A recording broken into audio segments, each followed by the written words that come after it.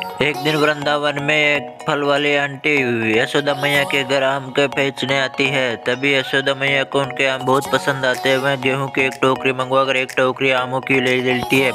तभी कान्हा को भी आम खरीदने का मन करता है। वह एक टोकरी में से कुछ गेहूं लाता है और काफी दुखी होता है क्योंकि उसकी मुट्ठी में कम ही गेहूं आते हैं। लेकिन आंटी उसे कुछ गेहूं के बदले कुछ आम दे देती है। तभी उसकी टोकरी पूरी सोने में बदल जाती है। ये तो आप भी मेरी तरह कान्हा से पसंद करते हैं तो लाइक कीजिए, सब्सक्राइब कीजिएगा। धन्यवाद।